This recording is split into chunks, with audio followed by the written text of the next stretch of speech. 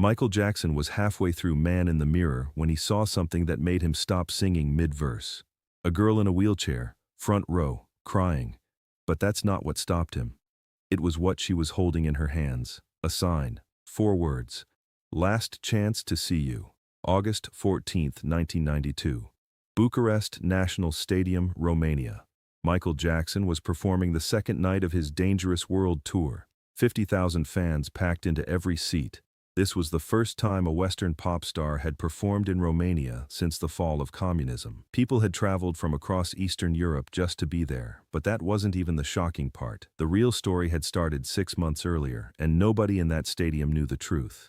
Let me tell you. February 1992, Bucharest, Romania. Elena Popescu was 11 years old. She'd been in a wheelchair since she was 7 when a drunk driver hit her family's car. Her mother died instantly. Her father left 2 years later. Elena's grandmother, Maria, a 68-year-old retired schoolteacher, became her only family. "Why can't I walk anymore, Bunica?" Elena asked every night. "Because God has different plans for you, my angel," Maria would say. But Elena knew the truth. Progressive spinal deterioration. By age 15, her lungs would stop working. They gave her 5 years, maybe less. Elena had one dream: to see Michael Jackson perform live. "Bunica, when Michael comes to Bucharest, can we go?" Maria looked at her granddaughter. The tickets would cost more than she made in 3 months, more than their rent, more than their food budget. "We'll see, my love," Maria lied. "We'll see." Elena had covered her small room with Michael Jackson posters torn from magazines. She'd practiced the moonwalk in her wheelchair, spinning and rolling to Billie Jean on their old cassette player. Her physiotherapist said music helped her breathing, but it was more than that. Michael's music made Elena forget the wheelchair, forget the pain, forget that she was dying. March 1992. Maria was working her night shift at the hospital, cleaning floors in the pediatric wing. Past midnight. The halls were quiet. A man appeared at the end of the hallway. Tall, black coat, sunglasses. "Excuse me," the man said quietly. "I'm looking for Maria Popescu." Maria's mop fell from her hands. "How do you know my name?" "Are you Maria Popescu?" "Yes, but—" The man placed an envelope in her hands and walked away. "Wait, who are you?" But he was gone. Inside the envelope was 5,000 lei, enough for rent, food, medicine, and 2 tickets to Michael Jackson's concert in August. Front row. A note in English said, "For Elena, because every child deserves to see their hero, a friend." Maria cried in the hospital bathroom for 20 minutes. She went to administration the next morning. "Someone left money for me. I need to find out who." "Mrs. Popescu, there's no record of anyone visiting. Are you sure this happened?" But the tickets were real. The money was real. Someone knew. Someone cared. Over the next 6 months, strange things kept happening. Elena's wheelchair was replaced by a new one that appeared at their door. No note. Elena's medications were suddenly covered by an anonymous charity program the pharmacy had never heard of. "Bunica, who's helping us?" Elena asked. "I don't know, my angel, but someone is watching over you." August 13, 1992. The night before the concert. Elena couldn't sleep. She'd made a sign out of cardboard and markers, 4 words that summarized everything she felt. "Last chance to see you." Because the doctors had just given Maria the update. Elena's condition was deteriorating faster than expected. 6 months, maybe a year. This concert wasn't just a dream, it was a goodbye. August 14, 1992. Bucharest National Stadium. Elena and Maria arrived 4 hours early. Their tickets said, "Front row, Section A." The usher looked confused. "These seats don't have wheelchair access." "Please," Maria begged. "My granddaughter." A security manager made a radio call. "Let them through. Special accommodation has been arranged." Elena was positioned right at the front barrier, so close she could touch the stage. Around her, 50,000 people were screaming. "Bunica, I can't believe we're here," Elena whispered. "I can't believe this is real." The lights went down, the crowd erupted, and Michael Jackson appeared from beneath the stage in an explosion of pyrotechnics. For the next hour, Elena forgot everything. Forgot her wheelchair. Forgot her diagnosis. Forgot that she was dying. She sang every word. She clapped. She cried. She held up her sign. Last chance to see you. Michael was performing Man in the Mirror. The song was building to its emotional climax. He was walking across the stage, pointing to the crowd, making eye contact with fans.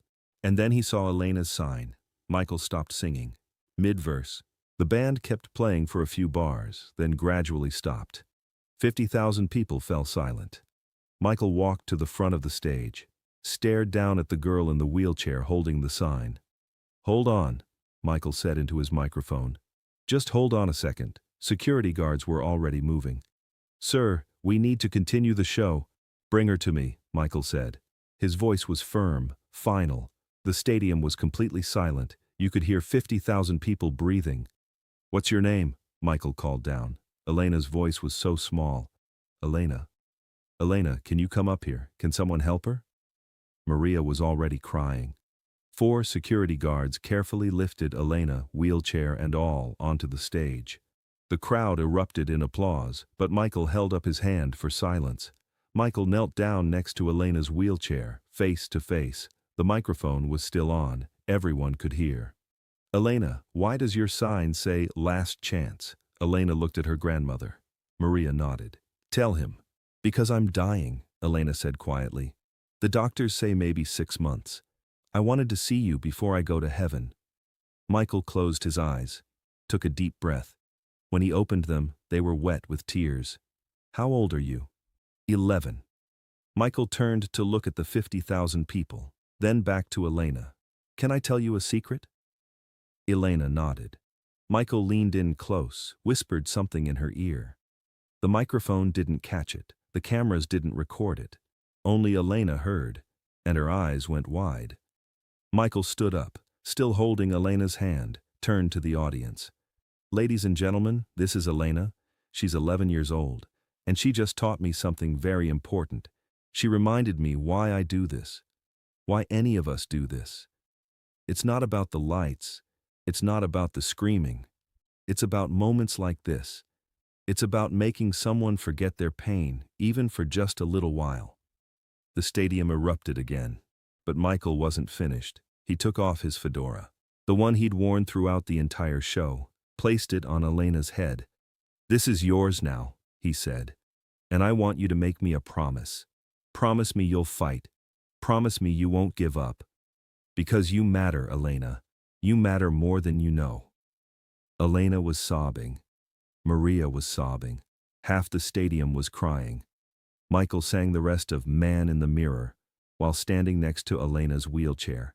At the end, he kissed her forehead and helped security carry her back to Maria. But wait. Here's where the story gets even more incredible. After the show, Michael's security team approached Maria. "Mr. Jackson would like to speak with you. Can you come backstage?" Maria and Elena were led to Michael's dressing room. He was still in his stage clothes, sweating, but he smiled when he saw them. "Elena," Michael said, "I want to give you something." He handed her an envelope with a letter and photograph. The photo showed Michael at a children's hospital in Los Angeles, holding a young boy in a wheelchair. The letter said, "Dear Elena, when I was young, someone told me that God gives the hardest battles to his strongest soldiers. You are stronger than you know.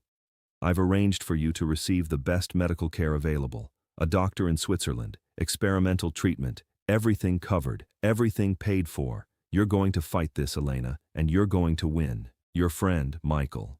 Maria's hands were shaking so hard she almost dropped the letter. "Mr. Jackson, we can't accept this. It's too much. We could never repay."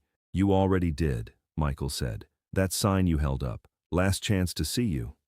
That reminded me why I'm here, why I have this platform. It's not for me, it's for kids like Elena, kids who need hope."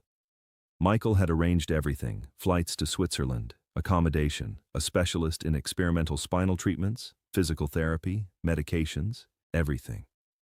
"How did you even know about us?" Maria asked. "How did you know Elena loved you? How did you know we couldn't afford tickets?"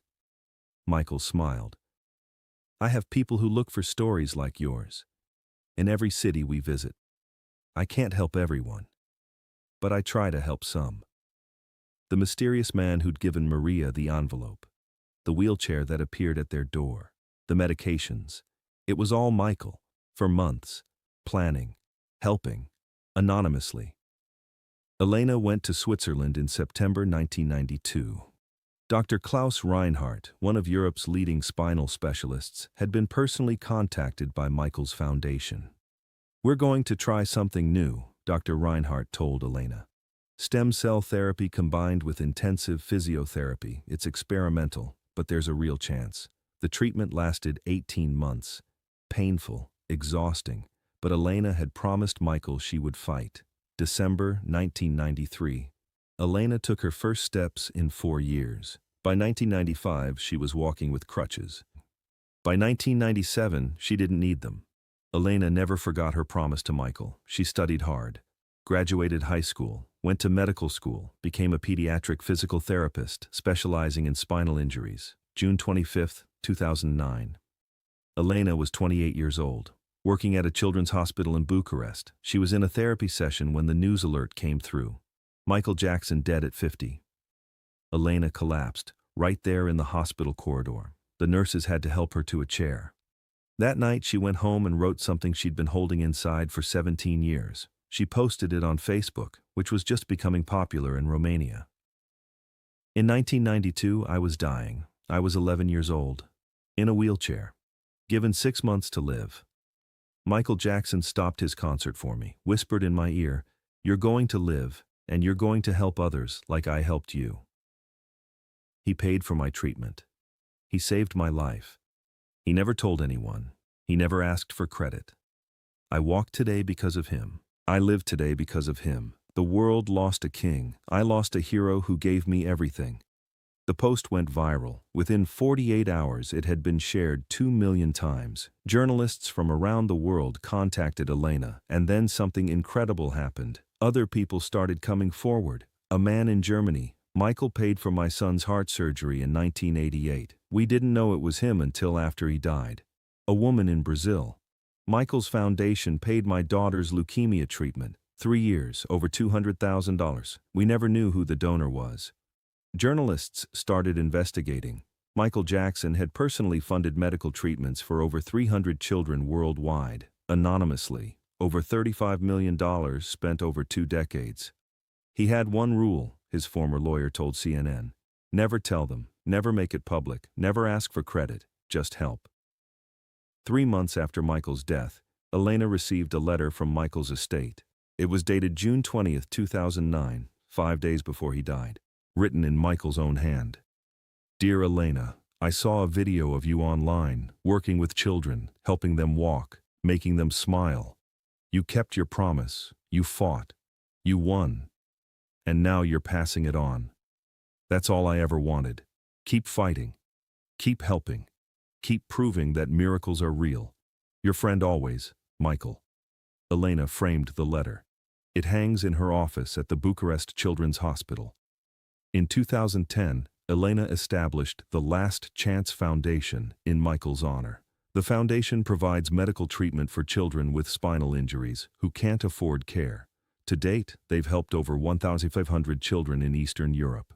Every year on August 14th, the anniversary of that concert, Elena returns to Bucharest National Stadium.